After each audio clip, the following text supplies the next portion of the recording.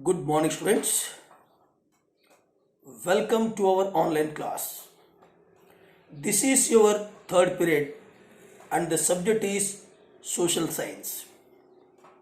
Students, today through this recorded video class, I am going to continue the same chapter, that is chapter 6 from geography, with the title The Manufacturing Industries. So today we are going to continue the same chapter from geography, that is chapter 6 Manufacturing Industries. So this chapter will continue in today's recorded class. I appeal all my students to watch this video carefully and be attentive to my lecture. Okay students, fine. Now moving into the chapter, students, in the last live class we have started the jute industries, jute textiles. We have started jute textiles in the last chapter, but in the middle it was stopped. So today what I decided, I'll continue from the jute textiles once again. Is it okay? Fine. So jute textile is one of the agro-based industry.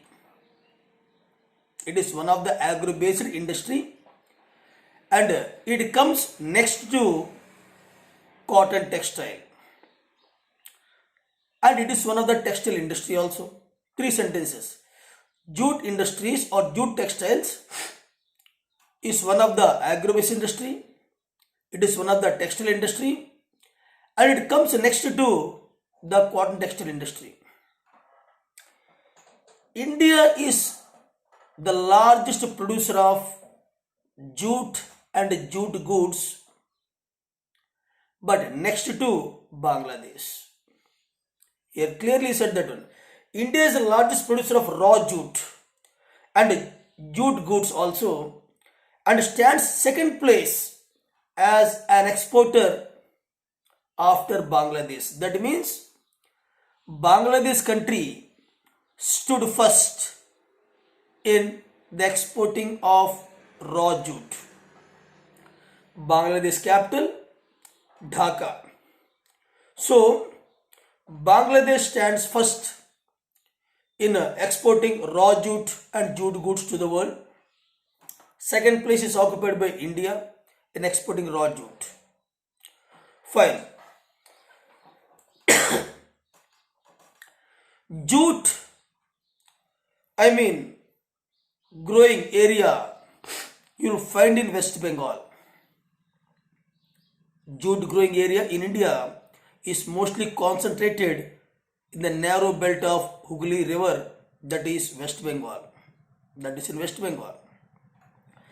So most of the jute growing area in India is located on the banks of river Hooghly, Hugli, Hooghly, which is a narrow belt 98 kilometers long and 3 kilometers wide. 98 kilometers long and 3 kilometers wide. So it is a narrow belt on the bank of river Hooghly, where jute is grown more in India. Remember, Hooghly belt in West Bengal. Similarly, the first jute mill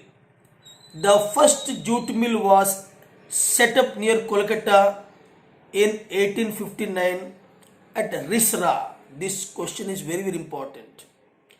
Risra, R-A-S-H-R-A, Risra. So the first jute textile mill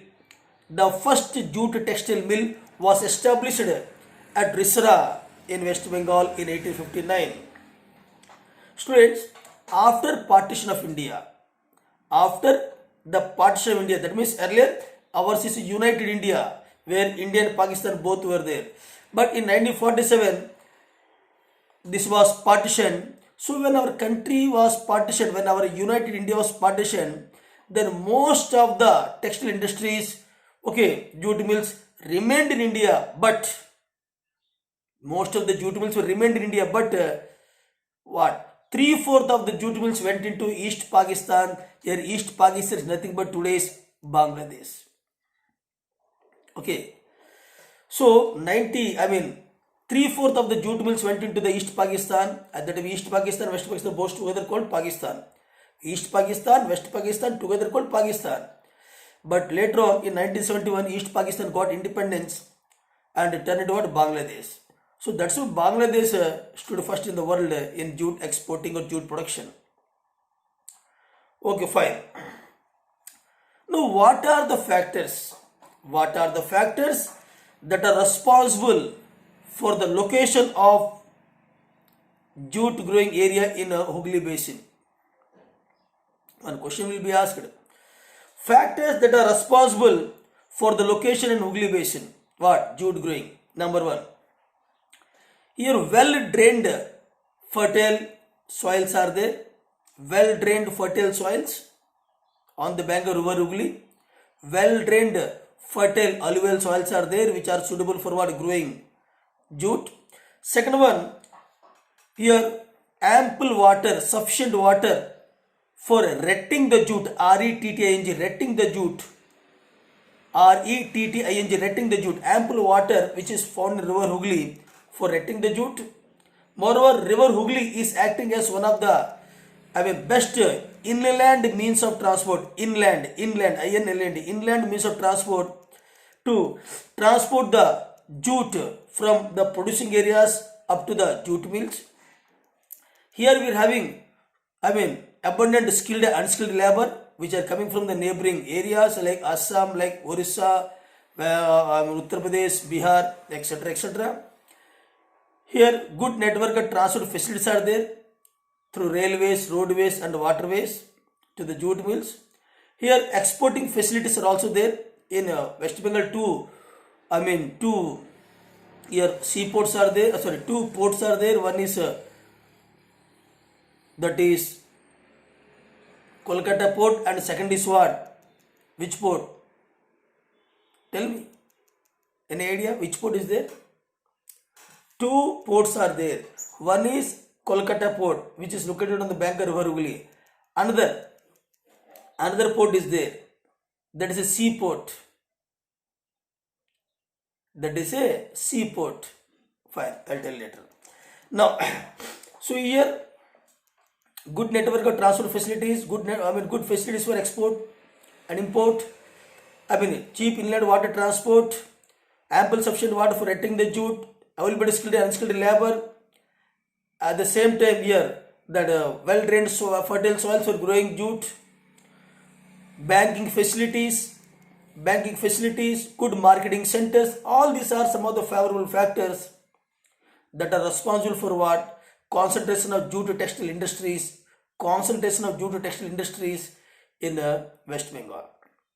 Now, in 2010 and 11, the jute industry supporting 3.7 lakh workers directly and indirectly. The employment, I repeat, in 2010 and 11, the jute industry, in 2011 and 10, the jute industry supports or supporting 3.7 lakh workers directly and another 40 small and marginal farmers who were engaged in cultivation of jute and mesta. Mesta is also just like jute only. Mesta, M-E-S-T-A. Mesta is also similar to jute. So some farmers are also engaged in growing the mesta. Okay. Now many more people were associated with jute industry indirectly. Here I want to tell you one thing. Jute is also known as golden fiber. Dash crop is also known as golden fiber means what? Jute. Jute is known as golden fiber. Now today you should know at least what is the purpose of jute. For what jute is used? The main purpose of jute is, first is making what? Gunny bags. G-U-N-N-Y, gunny bags. G-U-N-N-Y, gunny bags. Earlier the gunny bags are made up of what? Jute. Then ropes. Sutli, you are calling in Hindi sutli. Sutli, ropes. Then fancy bags. Even shirting and shooting also. I mean pant and shirt, jute pants are there sold, very costly jute pant, like our fabrics, shirt and pant, jute fabrics, dolls, decorative items. Okay, so many things are made with the help of jute. It is called golden fiber. If you, the fine quality of jute is looking like golden string. Now, at present, this jute industry is facing so many challenges, I mean, so many problems. So, what are the problems that are faced by jute industry at present? What are the challenges that jute industry is facing at present? Let us see. One is stiff competition from the international market. The first and foremost challenge that jute industry is facing today is what? A stiff competition from the international market. Second is competition from synthetic fibers. I mean synthetic substitutes. People are preferring synthetic substitutes. I mean they are preferring polythene covers rather than jute.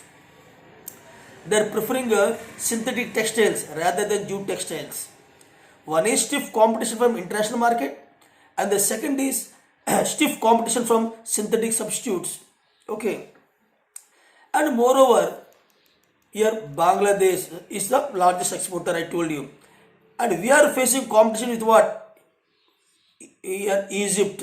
Okay, Brazil, Bangladesh also there. Bangladesh is the Bangladesh is the first competitor for India. Okay, second Brazil, Philippines, Egypt, Thailand. These are all the countries through which we are facing stiff competition in the international market. Bangladesh, Brazil, Philippines, Egypt, Thailand. These are the countries through which we are facing lot of competition in jute, goods export or import, etc. Moreover, our internal demand is more. Demand is more, production is less. In our country, India, within India, the demand for jute textile is more. People, they demand more. The jute textiles, they demand more. So, internal demand has been on increase due to the government policy of mandatory use of jute packing. Recently, you might have heard that say no to polythene bags, say no to polythene bags, say no to plastics. Okay, like that. So when we said say no to plastics, then we encouraged what? Jute bags. Government tried to encourage jute bags instead of the polythene cars. But the jute bags, the production of jute is very less. Demand was more. The production was less, but the consumption and demand was more. So we cannot, match up with the demand. Actually, government wants that people should say goodbye to the polythene covers. Instead of that, we should use the jute bags, the gunny bags. But the production of jute is less. Okay. So, in order to increase the demand, in order to increase the production of jute, the government made one policy. You please underline the textbook, that is National Jute Policy in 2005. National Jute Policy in 2005, the government started this program. Through this program, the government decided to increase, to increase the jute production in India. Second one, improving the quality of jute. First of all, increasing the production. Second one, increasing the quality of jute. Third one, ensuring good prices. Ensuring good prices for the farmer who are engaged in jute production. And also the government is trying to increase the yield per hectare. Increase jute production yield per hectare. 4 things. You answer to my question. When did National Jute Policy was formulated? The National Jute Policy was formulated in 2005. Why it was formulated? Very simple. In order to increase the production of jute in India. In order to increase the quality of jute in India. In order to ensure, correct prices to the farmers who are engaged in jute production. In order to, enhance the yield per hectare. These 4 are the main things. Next one. Who are the main markets for the jute goods from India? India is the second largest exporter of jute products and raw jute in the world. So who are the importers? Who are the buyers of this jute product? USA. US is the buyer, I mean importer. Canada, Russia, USA, Canada, Russia, United Arab, okay, Republic. Similarly, UK, Australia. These are the countries who are the largest importers of jute products from India. The growing global concern for environment friendly. Actually, everybody wants environment friendly. I mean, say no to plastics. So the growing global concern for environment friendly, sorry, biodegradable materials has once again opened the opportunity for jute products.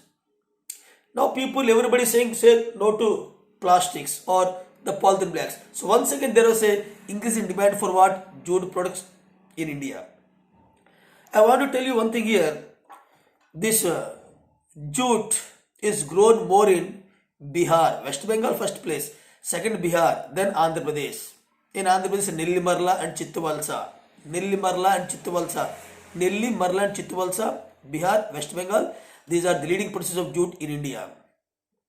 Okay, uses already told you. Also it's called golden fiber.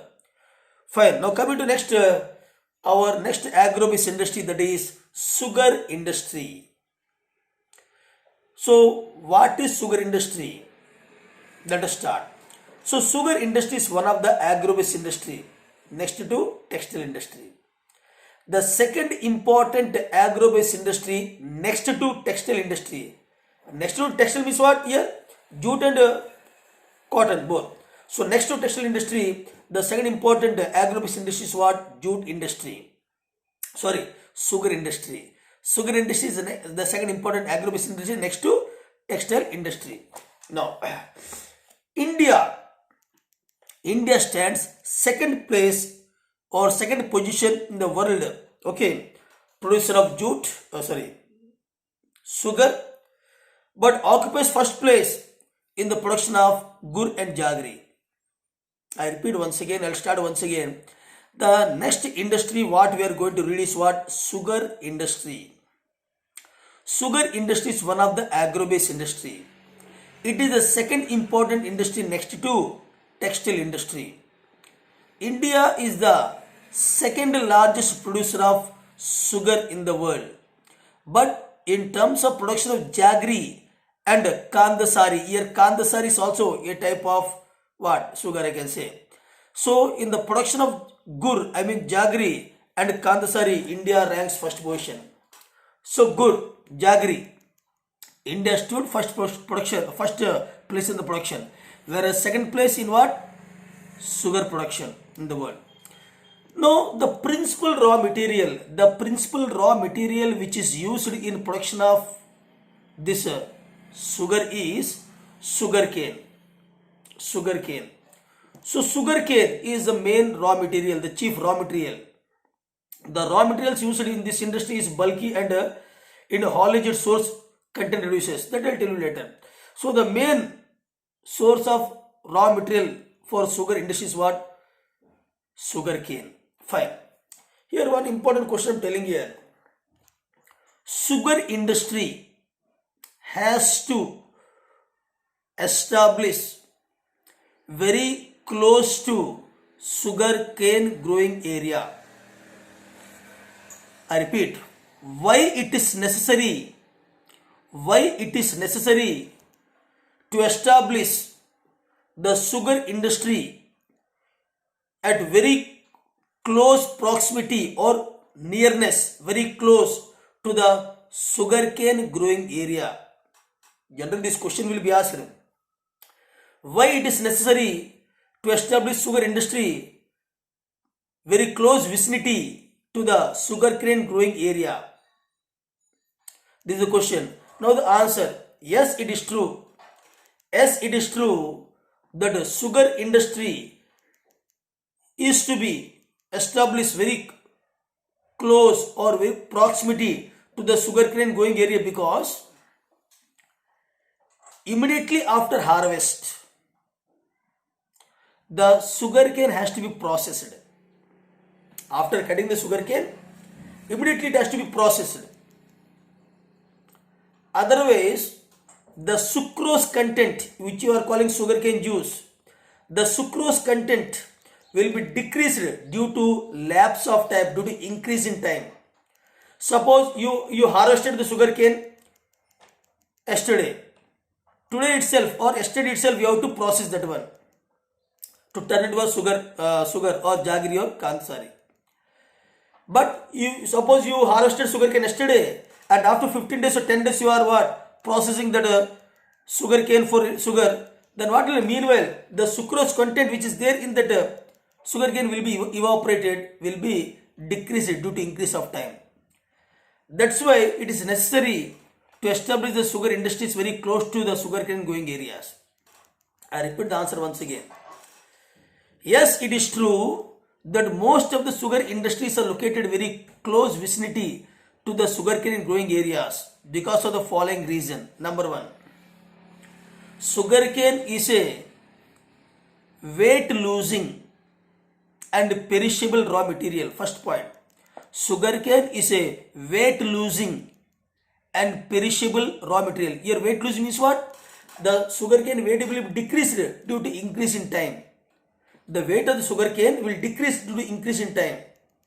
And perishable, it will be spoiled. Perishable goods means what? Which will be spoiled due to increase in time. So sugarcane is a weight losing and perishable good or raw material. So immediately after harvesting the sugarcane, it has to be processed. Otherwise, the sucrose content will be decreased due to increase in time or lapse of time. Sugarcane cannot be transported for longer distance. Sugarcane cannot be transported for a longer distance. That's why sugar industries are concentrated very close to sugarcane growing areas. Fine. In India, Uttar Pradesh stood first position in sugarcane production, followed by Maharashtra. Dash states are the leading states in production of sugarcane means what? First Uttar Pradesh, second Maharashtra. First Uttar Pradesh, second Maharashtra. Understood? Then comes Bihar, Andhra Pradesh, etc. Okay, next. Now, major challenges, I'll repeat once again. In recent years, there is a tendency for mills to shift the constant. This question will be asked. You underline this para. You underline the para in the textbook. In recent years, there is a tendency for the mills to shift and concentrate in the southern and western states, especially in Maharashtra. I mean, recently we have seen that most of the sugar industries are trying to shift to Maharashtra and other southern states. Why? I told you, in Maharashtra also the sugarcane production is more. In Tamil Nadu also, Andhra Pradesh also, sugarcane growing is more. But when compared to Uttar Pradesh, it is what? Less. So answer is, the question is what? Why in recent years? Why in recent years there is a tendency for the mills to shift and concentrate in southern and western states? What? Sugar industries. Answer. This is because the cane produced here is what? Higher sucrose content. Very simple. The sugar cane which is grown in Maharashtra, in Tamil Nadu, in Andhra Pradesh, in Karnataka, wherever. Here in the sugar cane, the sucrose content is what? More. The quality of sugar cane is more. The sucrose content is more. Second one. The cooler climate also ensures a longer crushing season. I told you, immediately after harvesting of sugarcane, you have to process that one immediately. But here we can at least keep 2-3 days, because here the cool season is there. Okay, cool climate also ensures longer crushing season. Moreover, the cooperatives, here sugar cooperatives are there. Sugar industries cooperatives are there in Maharashtra. Moreover, the cooperatives are more successful in the states. In Maharashtra, in Andhra Pradesh, in Tamil Nadu, the sugar industry cooperatives are more, which are very, very successful. That's why most of sugar industries are shifting towards South India and Western India, especially in Maharashtra. Major challenges. What are the major problems? Challenges means what? Problems. The major challenges include the seasonal nature of industry. Here, sugarcane, it is a yearly crop. It is a yearly crop. Okay. The major challenges include the seasonal nature of the industry, old and efficient methods of production. I mean, sugar industry is one of the old industry. I mean, manual industry. I mean, it cannot be done with machines. How you have to sow the sugar industry? How to sow the sugarcane crop? Only with the help of human labor, malindustry, transport delay in reaching cane to the factories. I mean, there's a lot of problems of transporting sugarcane from producing areas to the nearby sugar industry. So these things need to be minimized. Then only we will be in profit position. Next one, mineral based industries. We are going to another new type of industry. It's called mineral based industries. Okay. So what are mineral based industries? What are mineral based industries? Mineral based industries are those industries which are depending upon minerals for the source of raw materials. Mineral based industries are those industries. Mineral based industries are those industries which are depending upon minerals for the necessary raw materials. So, example, iron and steel, chemical, fertilizers, these are the examples of mineral based industries. Iron and steel industry, chemical industry, fertilizer industry, these are some of the examples of mineral based industries. Cement industry is mineral based industry. So industries that use minerals and metals as raw materials, those industries that are using minerals and metals as raw materials, those industries that are using minerals and metals as raw materials are called mineral based industries. Example, iron and steel. Example, cement industry. Example, chemical industry. Example, fertilizer industry. Now, first we will go for iron and steel industry. Okay. Iron and steel industry is the basic industry in any country of the world. Dash is the basic industry in any country of the world. Iron and steel.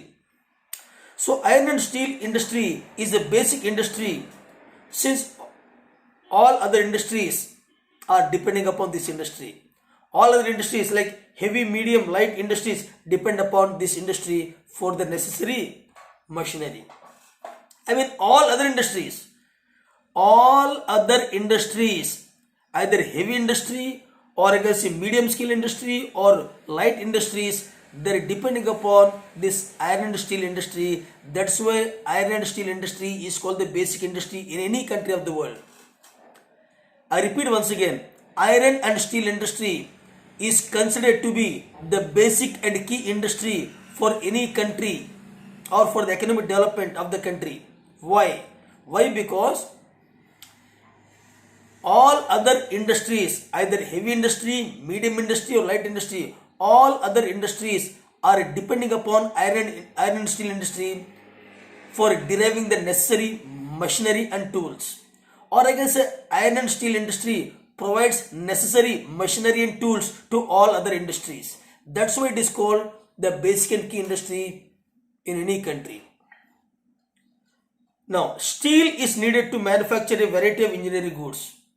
Example, steel is needed. Yes, steel is needed to manufacture all varieties of engineering goods, construction materials like iron rods, etc.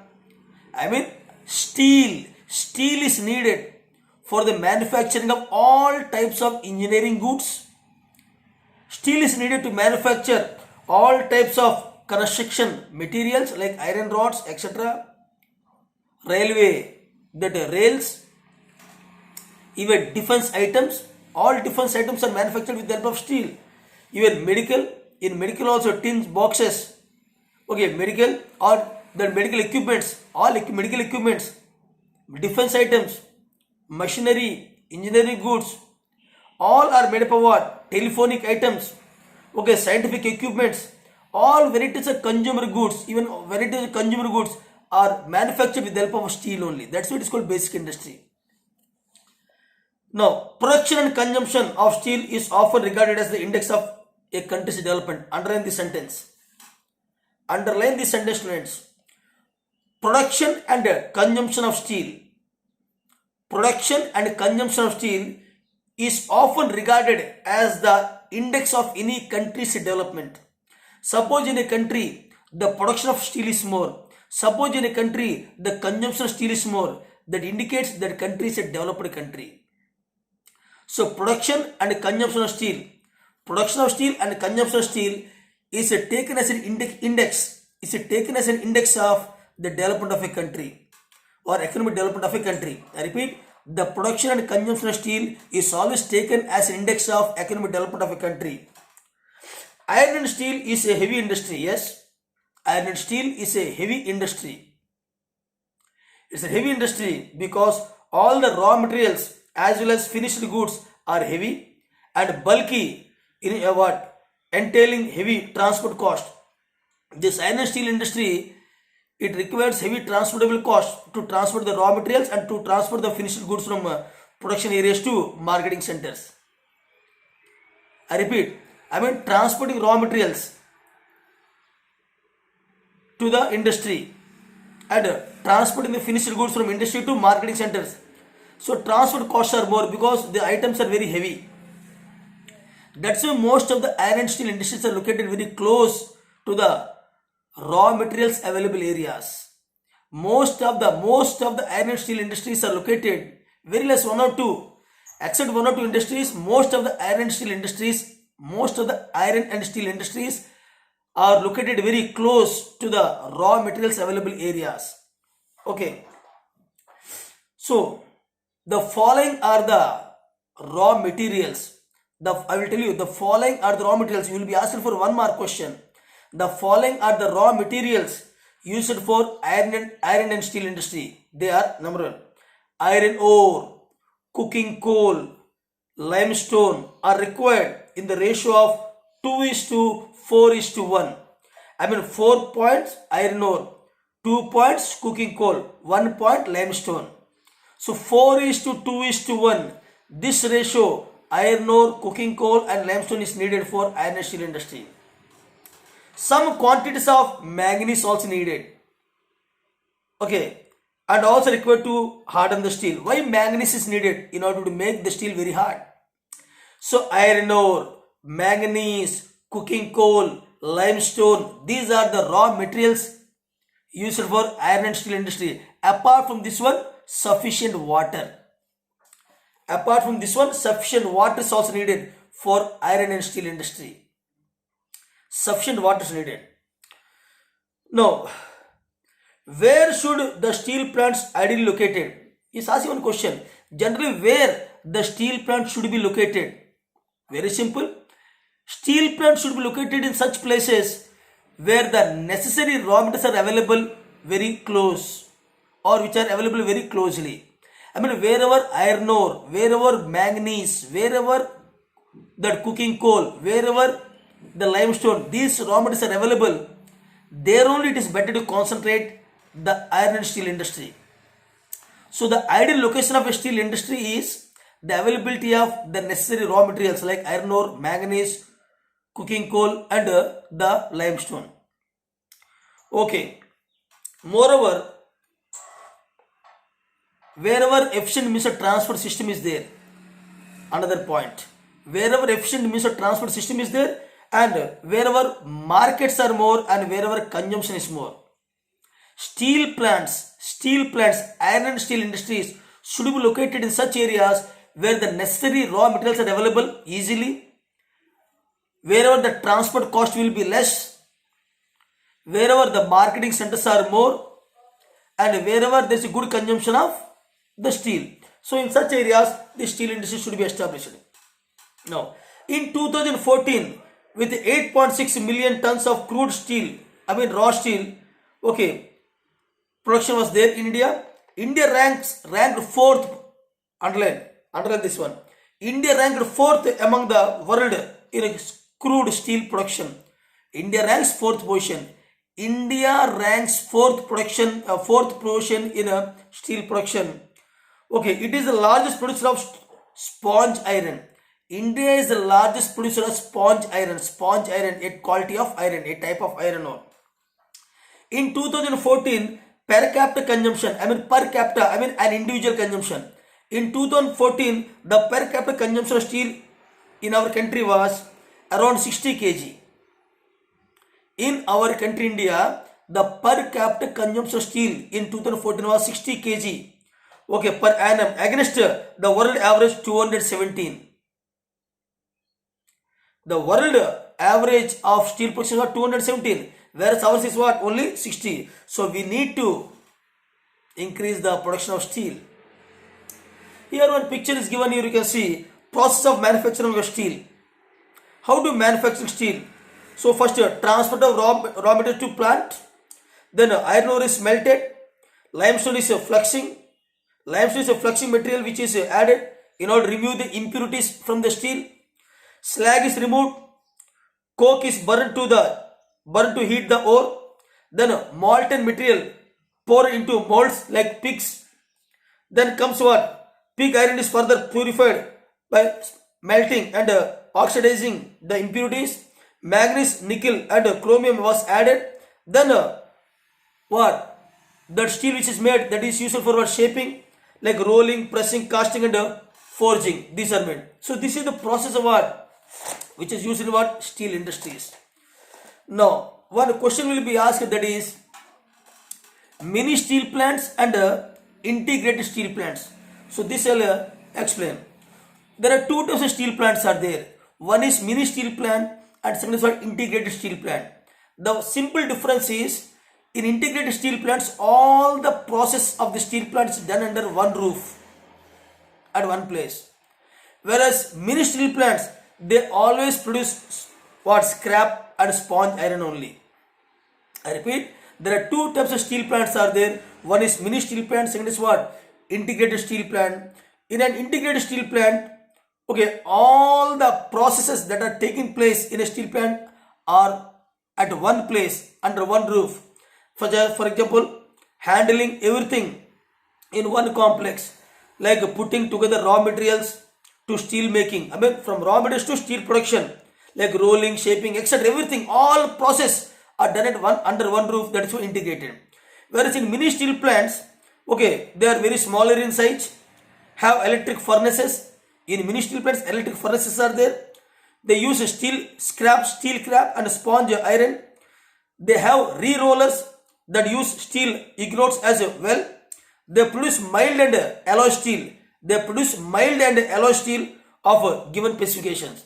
Mini steel plants are small in size. The name itself indicates it is small in size. Whereas integrated are what? Very big in size. Our Nagarnar steel plant is an integrated steel plant.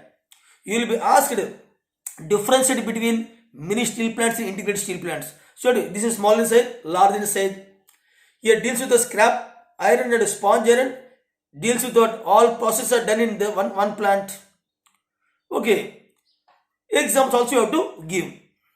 Similarly, most of in India, out of suppose 100% steel plants, out of 100% steel plants in India, most of the steel plants were under public sector. Very important question, this one, objective question. In India, most of the steel industries or steel plants are under what? Public sector undertakings. I mean, under government control. Very few are under private sector, like Tata Iron and Steel Company Limited.